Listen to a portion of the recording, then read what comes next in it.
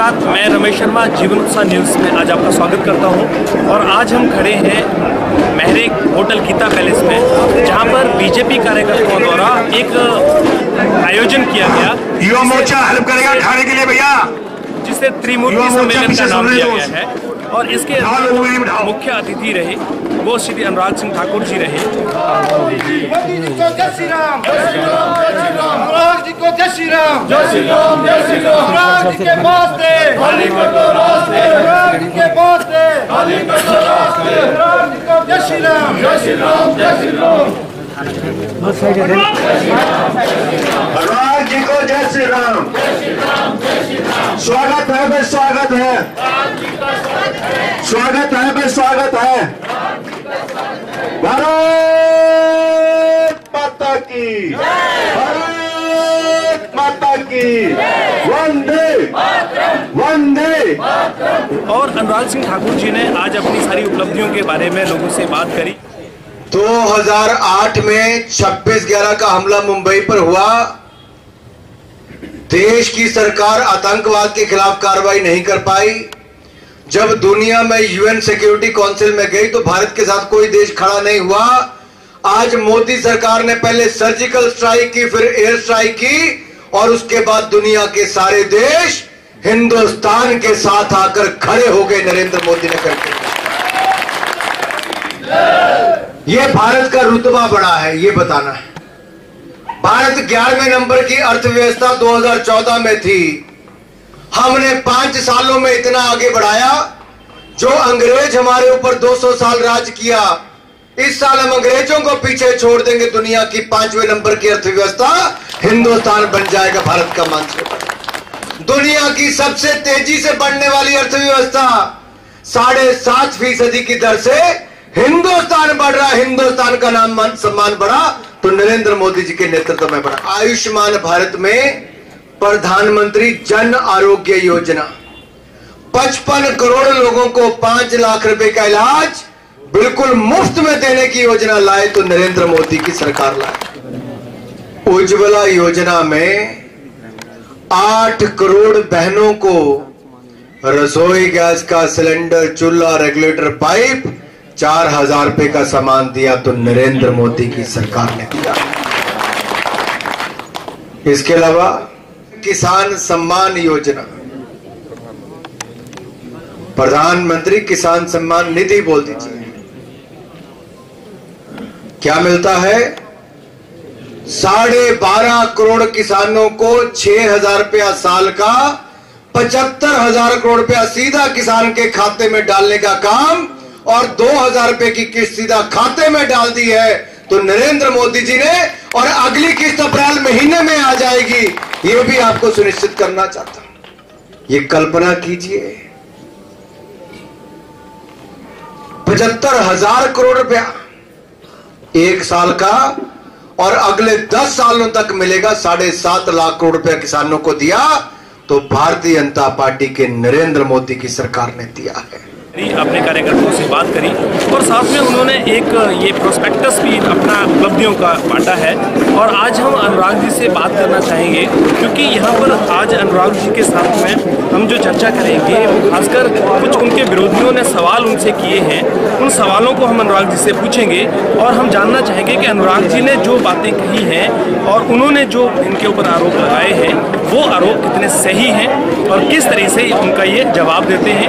हम आज आपकी मुलाकात कराएंगे यहाँ के वर्तमान सांसद श्री अनुराग सिंह ठाकुर जी, जो प्रेम कुमार धूमल जी के सपुत्र भी हैं और पिछले लगभग 15 सालों से ये सांसद हैं।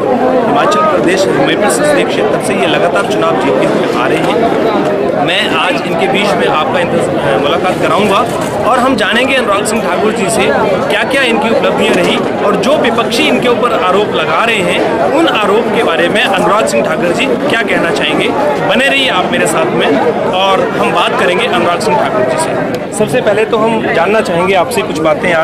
आज ये जो सम्मेलन आप लोगों ने किया है, जिसको आपने त्रिमूर्ति सम्मेलन का नाम दिया है, क्या उद्देश्य रहा, थोड़ा हमारे व्यूअर्स को बताइए क्या आपका इसमें आज। त्रिदेव सम्मेलन हमारे पार्टी के उन वरिष्ठ कार्यकर्ताओं का है जो पोलिंग बूथ संभालते हैं, जिताते हैं, सांसद और विधायक बनाते हैं। और यही कार्यकर्ता जन जन तक भारतीय जनता पार्टी की उपलब्धियों को पहुंचाता है, संगठन को मजबूत करता है। आपने देखा होगा इतनी बड़ी तादाद में कार्यकर्ताओं में इतना उत्साह, ये अपने आप दिखाता है कि आने वाले चुनाव में एक बार फिर कमल खिलने वाला है। और जो हमीरपुर संसदीय क्षेत्र भाजपा का गढ़ है, उसमें ये कार्यकर्ता दिन रात एक करके मेहनत करते हैं, तभी ये गढ़ बन पाया है और जिसकी चर्चा पूरे देश भर में है। अच्छा अनुराग जी, अभी कल एक कांग्रेस के NSUI ने एक आयोजन किया था, कार्यक्रम किया था, उसमें उन्होंने कुछ बातें आपके लिए रखी हैं और मैं चाहूँगा कि वो सवाल आपके बीच में रखूँ ताकि आप जनता को उसके बारे में बता पाएँ, जो स्पष्टीकरण आप दे पाएँ। उन्होंने ये कहा है कि अनुराग जी ने जो धर्मशाला का स्टेडियम बनाया है वो उनके संसदीय क्षेत्र में नहीं आता है, तो हमीरपुर के लिए उन्होंने क्या किया वो उपलब्धि बताएं। धर्मशाला क्रिकेट स्टेडियम दुनिया भर में सबसे खूबसूरत स्टेडियम कहा जाता है। हिमाचल का नाम दुनिया भर में अगर जाना जाता है तो धर्मशाला क्रिकेट स्टेडियम के कारण जाना जाता है। और कांग्रेस की मानसिकता क्षेत्रवाद की हो सकती, मेरी नहीं है। पूरा हिमाचल मेरा है। मैंने वहाँ पर भी बनाया, हमीरपुर जिला के नदौन में अमतर में राष्ट्रीय स्तर का स्टेडियम बनाया, लूणू में बिलासपुर में राष्ट्रीय स्तर का स्टेडियम बनाया, ऊना में 3 राष्ट्रीय स्तर के स्टेडियम बनाए, और जहां वीरभद्र जी जो कांग्रेसियों के नेता हैं वो अपने 6 बार के मुख्यमंत्री रहते हुए एक ग्राउंड नहीं बना पाए, मैंने वहां जाकर 2 स्टेडियम जिला शिमला में भी बनाए। मेरा दिल बड़ा है, मैं पूरा हिमाचल को अपना गिनता हूँ। कांग्रेस के लोग तो सेंट्रल यूनिवर्सिटी पर जिला कांगड़ा को भी बांट गए, धर्मशाला और देहरा के बीच में हम बांटते नहीं हैं, हम जोड़ने का काम करते हैं। अच्छा जी, यहाँ पर एक सवाल और भी उनका आया था। उनका ये कहना था कि अनुराग जी 5 साल से लगातार, क्योंकि अभी सांसद पहले से ही हैं, हालांकि 5 साल में इन्होंने बहुत सारे कार्य कराने का प्रयास किया हो, लेकिन ये जो शिलान्यास करवा रहे हैं अभी, ये सारे शिलान्यास अभी ऐसे वक्त पे ही क्यों करवा रहे हैं जब लोकसभा के इलेक्शन सामने है? इसका उत्तर तो कांग्रेस को ही देना चाहिए कि 5 साल उनकी सरकार अगर NOC ना दे, जमीन उपलब्ध ना कराए, शिलान्यास करने के लिए राजी ना हो, तो दुर्भाग्य ये कि उल्टा चोर कोतवाल को डांटे। ये कांग्रेसियों की विशेषता है। झूठ बोलने में सबसे आगे हैं, काम रुकवाने में सबसे आगे हैं, लेकिन भ्रष्टाचार में भी सबसे आगे कांग्रेसी है। अच्छा अनुराग जी, यहाँ पर एक और भी बात सामने आई थी कि कांग्रेस के अगर मेंबर ऑफ पार्लियामेंट के जो चुनाव में अभी जो भी चेहरा होंगे, जैसे कि अभी बात चल रही थी कि अभिषेक राणा जी हो सकते हैं, ऐसा अभी क्लियर नहीं किया उन्होंने, और मैंने अभिषेक राणा जी से बात की तो उन्होंने ये चैलेंज किया है कि अनुराग जी मुझे खुले मंच पे आकर मेरे से जनसंवाद करना चाहें तो कर सकते हैं। आप इसके बारे में क्या कहेंगे? पहले टिकट लेकर आए। तो ये रहे मिस्टर अनुराग सिंह ठाकुर जी, और हमने आज आपसे बात कराई। जो कांग्रेस ने कटाक्ष किए थे इनके ऊपर, जो सवाल पूछे थे, हमने उन सवालों के जवाब इनके माध्यम से जनता को दिलाने का प्रयास किया है।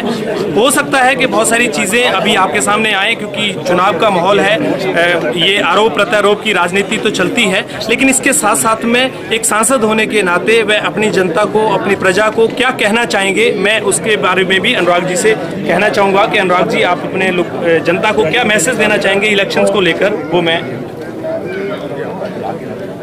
हिंदुस्तान में मोदी जी ने देश के विकास के लिए बहुत काम किया है। 11वीं अर्थव्यवस्था से दुनिया की 5वें नंबर की अर्थव्यवस्था हिंदुस्तान को बनाया। सबसे तेज रफ्तार से बढ़ने वाली अर्थव्यवस्था हिंदुस्तान बना है। ईमानदार सरकार 5 वर्ष में चलाकर करोड़ों लोगों को लाभ देने का काम किया है। शिक्षा, सड़क, स्वास्थ्य से लेकर रसोई गैस सिलेंडर से लेकर किसानों के लिए किसान सम्मान योजना तक 50 करोड़ से ज़्यादा लोगों को सीधा उनके खातों में पैसा देना बहुत बड़ी बात है। ये मोदी जी ही कर पाए हैं। फिर एक बार मोदी सरकार इसी मूल मंत्र के साथ सबका साथ सबका विकास करने के लिए आगे बढ़ेंगे। आप सब अपना वोट भारतीय जनता पार्टी को कमल का बटन दबा कर दें ताकि मोदी जी एक बार फिर देश के प्रधानमंत्री बन सकें। अच्छा अनुराग जी, यहाँ पर ये सवालों के साथ साथ मैं एक व्यक्तिगत सवाल भी करना चाह रहा हूँ। अगर कोई भी कैंडिडेट कांग्रेस का टिकट लेकर आता है, जो भी आए, अगर हम कोई जनसंवाद का आयोजन करें खुले मंच पे, तो क्या आप उसके साथ वहाँ पर आने के लिए तैयार हैं? चुनाव के समय हम जनता के बीच में ही रहते हैं और जनता के बीच में 5 वर्ष की उपलब्धियां इतनी हैं कि उसको बजाते बजाते भी कई बार 1 घंटे का समय भी कम पड़ता है। और इसलिए मैं कहना चाहता हूं, जनता है, सब जानती है और जनता ही निर्णय करने की क्षमता रखती है। मुझे लगता है जनता को आप अपना काम करने दीजिए, कार्यकर्ताओं को अपना काम करने दीजिए।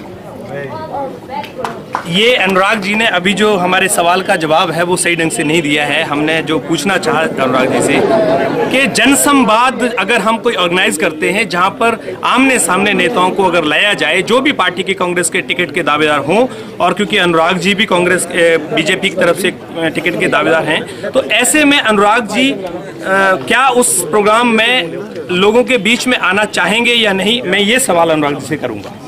मैं अभी भी लोगों के बीच में हूँ। मैं जब से चुना गया तब भी लोगों के बीच में हूँ। जब आपका कोई ऐसा कार्यक्रम आएगा, आप औपचारिक रूप से भेजिए, निमंत्रण देने आइए, उस पर चर्चा करेंगे, फिर आपका निमंत्रण स्वीकार भी कर सकते हैं। पहले आप निमंत्रण तो दीजिए। तो ये मैंने पहले ही कहा था कि मैं व्यक्तिगत तरीके से पूछ रहा हूँ, क्योंकि अनुराग जी ने इसको स्वीकार किया है और हम प्रयास करेंगे जल्दी ही आपके बीच में एक ऐसा जनसंवाद कराने का प्रयास करेंगे जो लोगों के बीच में जो इन्होंने उपलब्धियां हासिल करी हैं वो आएँ, और जो विरोधी इनके पीछे इनके ऊपर वार करते हैं, किसी तरह के कटाक्ष करते हैं, उनको भी जवाब देने में ये वहाँ पर खड़े हों। ये हमारी शुभकामनाएं इनके साथ हैं। बहुत बहुत धन्यवाद। कैमरामैन चंदेश कुमार के साथ में मैं रमेश शर्मा, जीवन उत्साह न्यूज़ से। Thank you very much.